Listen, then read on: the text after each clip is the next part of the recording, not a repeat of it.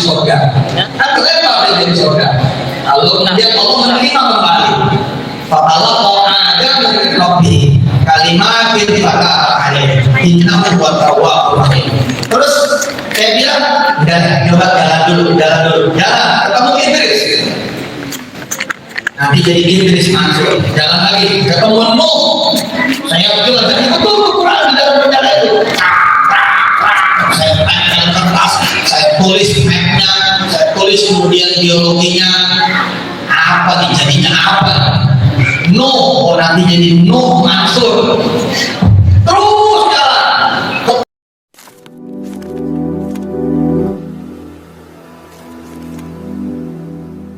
Assalamualaikum warahmatullahi wabarakatuh. Welcome back to my channel Detektif D. Ya teman-teman, kita ngomongin Yusuf Mansur ya. Dan kali ini juga kita akan ngebahas tentang perilaku orang di Indonesia ya. Kenapa? Karena sebenarnya ini video belum lama ya, masih ya di bulan kemarin gitu, masih agak baru gitu ya. Yusuf Mansur masih diundang tepatnya di Lombok Tengah ya. Jadi saya heran sih kenapa masih ada orang yang mengundang. Tapi ya ada hal yang menarik di sini teman-teman. Walaupun diundang tapi ya kelihatannya mungkin udah kurang menarik. Tapi ada sesuatu yang cukup berubah dengan pola ceramah Yusuf Mansur teman-teman. Nah, sebagai bahan apa ya, kita mau ngerosting gitu ya. Sebagai bahan roastingan kita lihat dulu videonya. Yuk, check it out. Di surga. Kan kelihatan di surga. Lalu kemudian Allah menerima kembali. Fatallah ada dari Rabbi kalimat faka alaih innahu huwa tawwabur rahim. Terus saya bilang, udah coba jalan, ketemu Idris. Nanti jadi Idris Mansur, jalan lagi, ketemu Nuh. Saya betul Quran di dalam perjalanan itu. Saya pegang kertas, saya tulis mapnya, saya tulis kemudian biologinya, apa jadinya apa. Nuh, nanti jadi Nuh Mansur. Terus jalan, ketemu nih yang menggoda saya. Salah satu yang menggoda saya menjadi Daud Mansur, Sulaiman Mansur, Talut Mansur. Talut from nothing becoming something. Unknown. Talut itu unknown people. Lah ada yang nggak ada orang lagi. Tapi sekali muncul, Talut menjadi raja. Ada chaos, negara saat itu bubar, musuh lagi udah tinggal beberapa kilo saja datang. Talut belum dikenal, tiba-tiba dia muncul langsung jadi raja. Saya bilang, ini enak ini Talut. Oke, saya bilang, Talut Mansur menjadi raja. Tapi saya bilang tanggung aja di Talut. Sedangkan ada Sulaiman dan ada Daud. Talut adalah seorang jenderal, tapi yang membunuh, yang menumpang sekali gitu, dan sekali gitu, itu Daud aja. Waktu ada terus Sulaiman, nah begitu jalan kayak Yamen ke rumah Arif, ketemulah Yusuf. Dan Yusuf itu sempurna satu suku. Saya ngeliatin cerita-ceritanya. Itu qala Yusuf li abihi. Aduh, jalan. Aduh, Yusuf ngomong ayatnya tentang vision, tentang impiannya, basirohnya sebagai seorang nabi. Idh qala Yusuf li abihi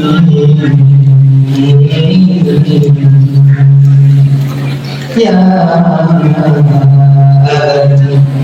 inni ra'aytu ahada 'ashara kawkaban wasyamsa والقمر رأيته لي ساجدا. Jadi kalau dekat ini dekat. Sebelum bicara negara, sebelum bicara negeri, country, bicara dulu bikin orang tua bangga. Iya kan? Lambangnya apa? Lambangnya adalah ahada asyara, 11 bintang. 11 bintang itu 11 saudaranya Yusuf. Dari mulai Yahuda, Lawi, terus Sebab sampai Benyamin. Oh, saya bilang gak kejauhan ini dulu. Bikin bangga orang tua, keluarga.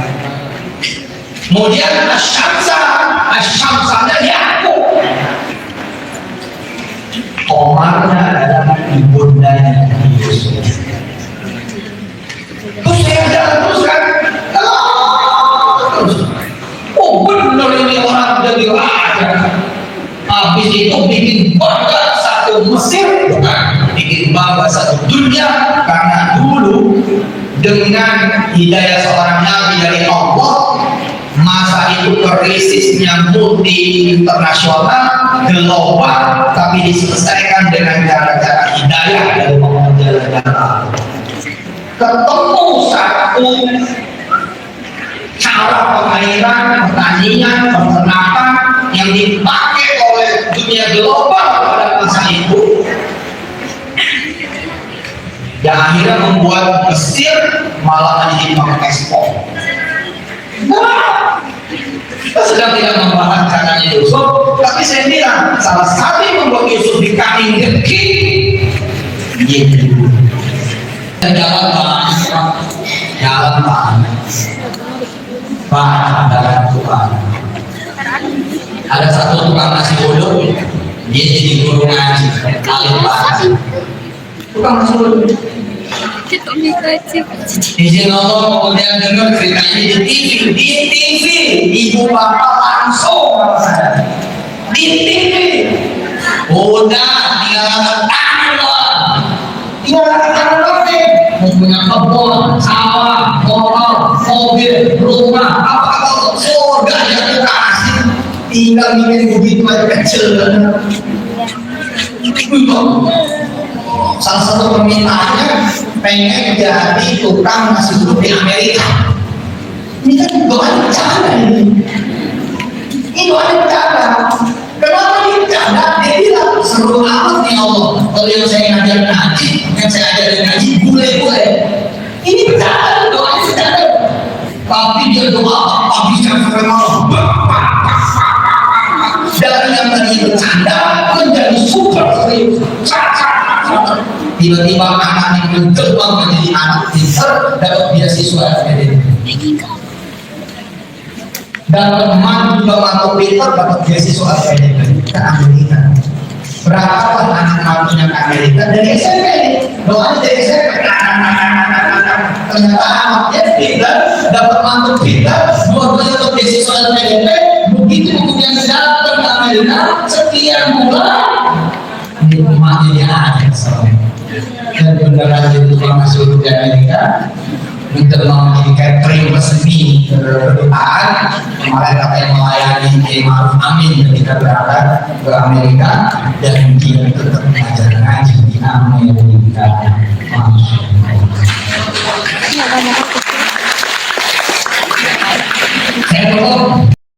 Oke, itu teman-teman videonya. Nah teman-teman, video itu sebenarnya ya saya agak paham ya, karena saya begitu banyak melihat video Yusuf Mansur jadi tentang ceramah dia. Jadi walaupun ada ini videonya aslinya mungkin panjang ya, tapi yang kerekam itu ya cuma segitu gitu ya, maksudnya yang awalnya cuma segitu. Jadi ketika Yusuf Mansur cerita tentang Daud, terus dia cerita tentang ya Yusuf gitu ya, dan Tolut gitu, itu sebenarnya cerita itu penggambaran cerita yang digambarkan sama Yusuf Mansur pada saat dia di penjara.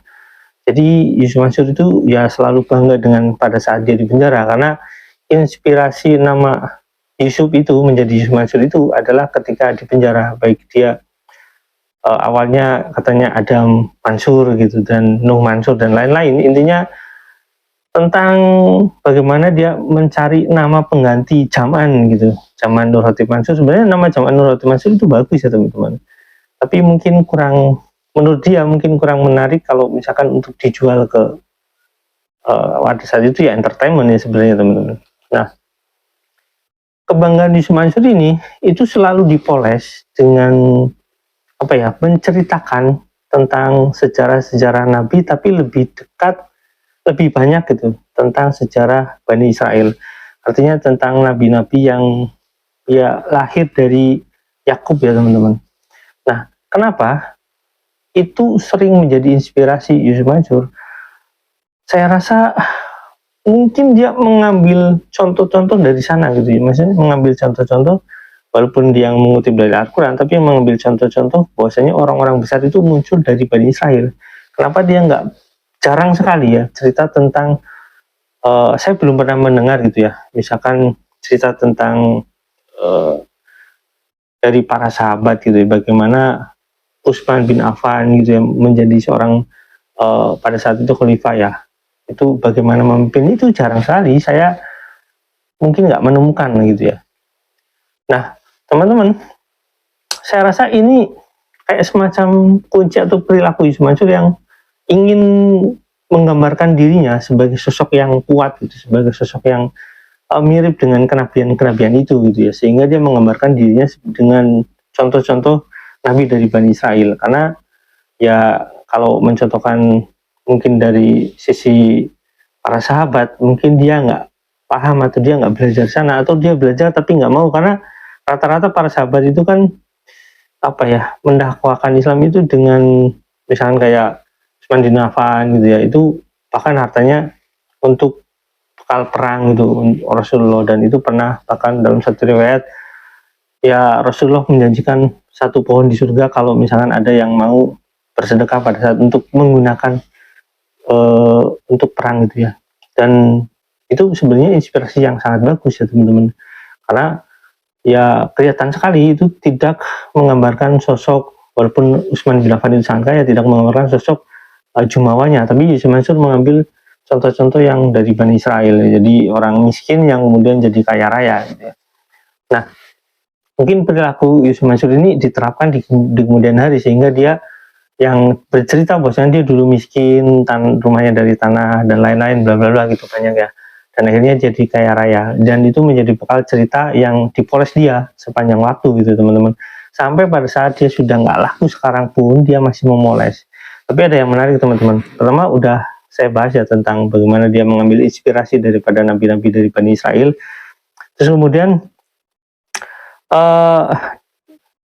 Yusuf Mansur itu bahkan gitu ya, bahkan Yusuf Mansur itu menceritakan dirinya itu pernah ya menceritakan dirinya itu sebagai Musa kecil.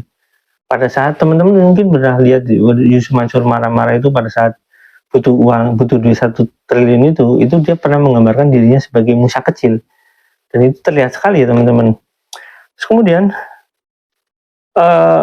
ini saya catat ya, dari sana ya menggambarkan dirinya dan menyinggung sekolah di luar negeri yang ujung-ujungnya sebenarnya dia itu sering sekali ngebahas tentang wirda ketika dia dari kecil gitu, katanya sholawat atau apa, terus dia punya cita-cita sekolah ke luar negeri gitu. Itu gambaran-gambaran seperti itu sekarang itu sering mulai dipromosikan, walaupun dari dulu ya teman-teman. Jadi kita bisa melihat bahwasanya wirda ini kalau misalkan Yusuf Mansur sudah dalam tanda kutip udah rungkat gitu ya, wirda ini disiapkan.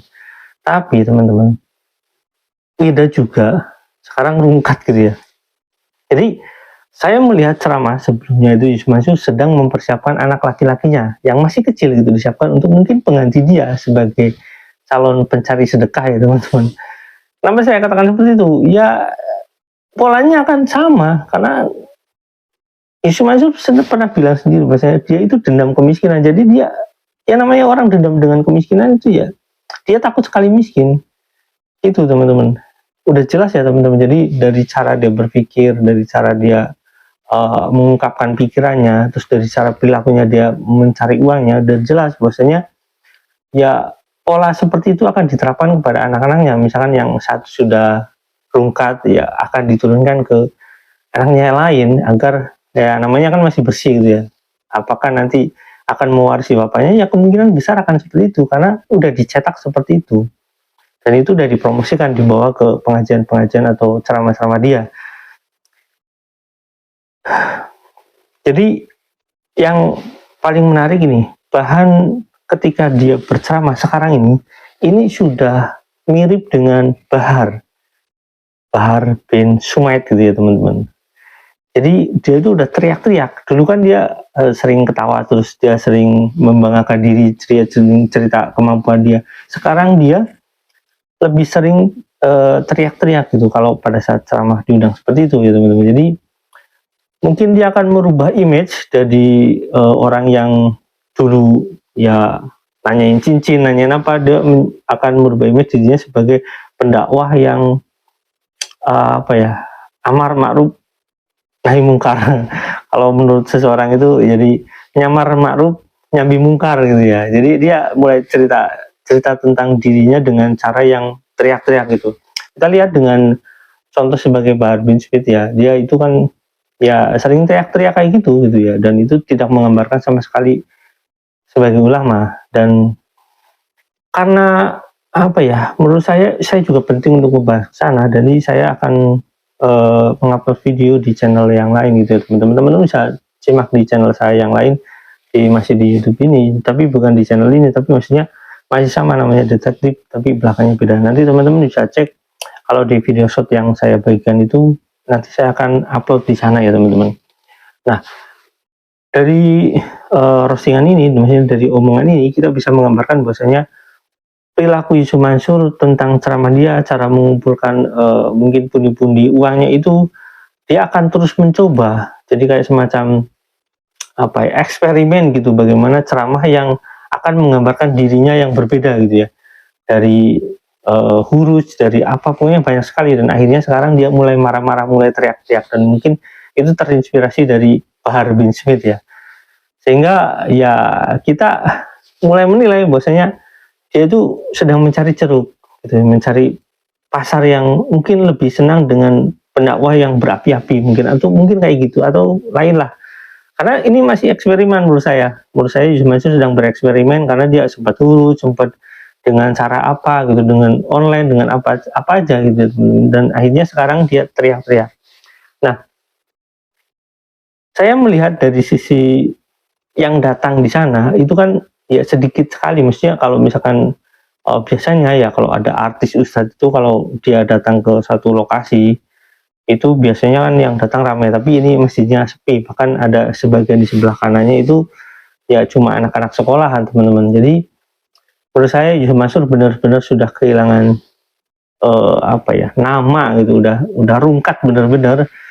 Makanya dia ketika pulang dari sana, dan akhir-akhir ini dia sering mungkin memilih online gitu ya teman-teman, lebih memilih ceramah online, karena ketika datang ya apa yang diharapkan mungkin akan mendapatkan sedekah mobil atau mendapatkan apa ya, sedekah uang atau cincin, udah nggak bisa lagi gitu ya teman-teman. Sehingga mungkin ke depan Yusuf Mansur akan sering online, karena juga orang juga udah nggak pada ngundang kali ya, dan mungkin ini yang ngundang juga mungkin rekanan atau apa ya, kepala cabang dari warung stik atau apa, sehingga ya ada kesempatan dia manggung, masih mencari eksistensi gitu ya teman-teman. Nah, itu gambarannya teman-teman. Jadi kita akan melihat sebagaimana Yusuf Mansur berpola-pola gitu, berpola-pola ceramahnya. Kita akan melihat eksperimen Yusuf Mansur ini berhasil atau tidak. Selama kita masih mengawal kasus-kasus yang belum selesai, ya kita akan tetap roasting Yusuf Mansur sampai Yusuf Mansur memenuhi kewajiban-kewajibannya. Oke, sampai sini teman-teman. Jangan lupa like, subscribe, dan komen. Jangan lupa juga share. Wassalamualaikum warahmatullahi wabarakatuh. Bye.